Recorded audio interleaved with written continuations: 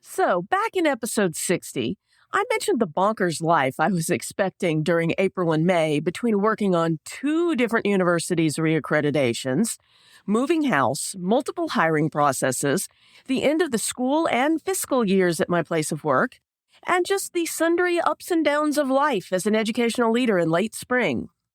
In episode 60, I also laid out my roadmap of how I, and by extension you, would try to get through that craziness without burning out.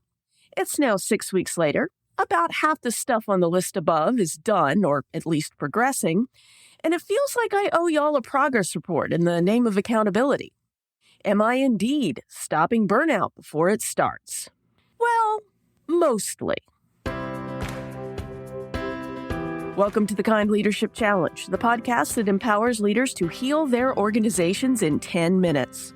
I'm Dr. Sarah Clark, founder of the Kind Leadership Guild, where I use my PhD in higher ed leadership and nearly 2 decades of experience in academic libraries to coach educational leaders to sustainably build a better world. Kind leaders aren't perfect, which is actually as it should be.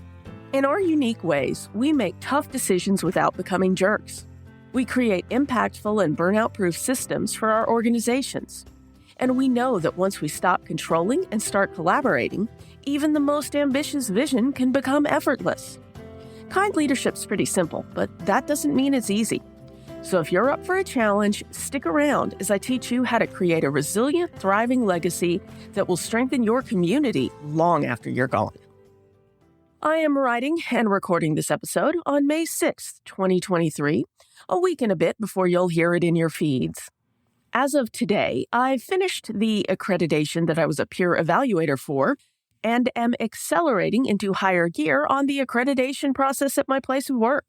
My piece of the 3 job searches I was part of are all done.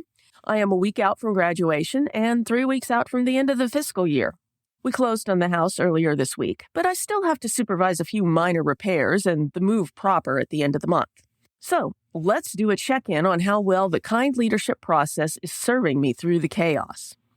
Back 7 weeks ago, I told you my ideal outcome to the problem of my life craziness was to be able to say by the beginning of July that work is flowing, the podcast is growing, and we're settled comfortably into our new home with a marriage that's as strong as ever.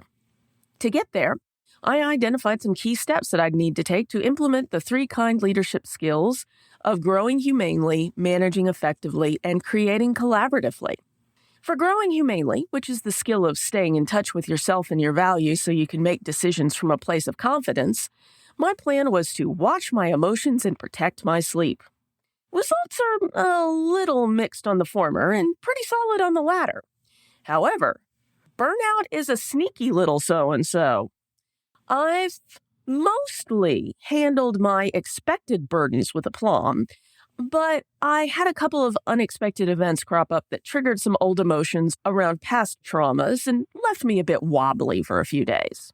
The fact those surprise triggers cropped up wasn't the issue so much as the fact that I spent more time than I should have numbing the feelings that followed rather than actually processing them.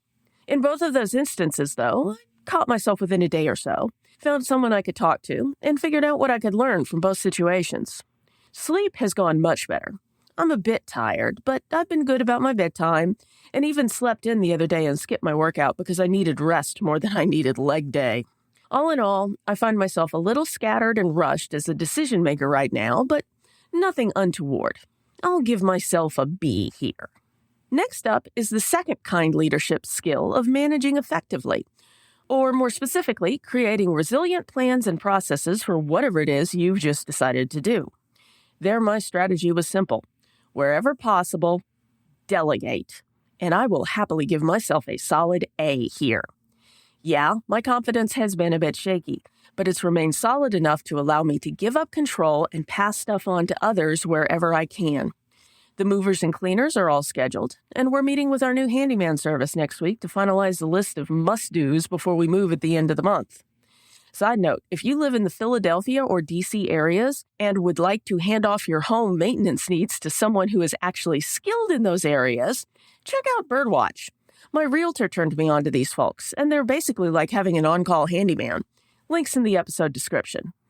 Finally, we've got the third kind leadership skill of creating collaboratively, where you build the trust needed with others to build the better world you envision. I didn't need to do much that I wasn't already doing for my work craziness. But when it comes to the move, I had to make sure I wasn't being too much of a control freak about things, and that meant making sure that my husband was a full part of the process. He's got a huge work deadline himself coming up in early June, which meant that I've been the de facto project manager for the move. My challenge in collaboratively creating a successful move with my husband was handling a lot of the day-to-day items that needed to be done while ensuring I consulted with him on the bigger stuff. With the exception of a few things I should have checked in with him on sooner, we've handled this pretty well. I waffled back and forth on whether to give myself an A- or B+ here, but I'll give myself some grace and go A-, which is also where I land on the kind leadership skills as a whole at the midpoint of our springtime of craziness.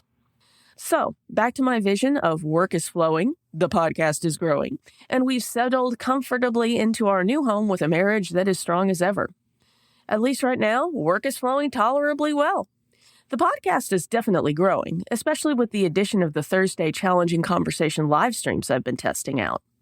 I've also about 80% decided that I'm going to launch a cool new project over the summer, but not till after we've moved. If you follow me on LinkedIn or Facebook, you may know what I'm talking about here. It's too early to say that we will settle comfortably into our new house, but things are looking good. And I'm biased, but overall my husband and I make a pretty good team, though we've added one thing to our vision for this spring. It will be followed by a summer where we pretty much do nothing. Got to keep life in balance, right? And that's your challenge for this week. How can you grow humanely, manage effectively, and create collaboratively through your hectic times, while giving yourself both room for imperfection and a season of recovery? Let me know in the comments wherever you follow me. Thanks as always for listening to the Kind Leadership Challenge. Before you go, here's a quick way you can spread the word of kind leadership. I'd like you to take a moment to think of one friend or colleague who could most benefit from this week's challenge. Then open your podcast app or head over to kindleadershipchallenge.com/67 and share this episode with them. And add a friendly note as well. Never doubt that day by day you are building a better world, even if you can't see it yet. So until next time, stay kind now.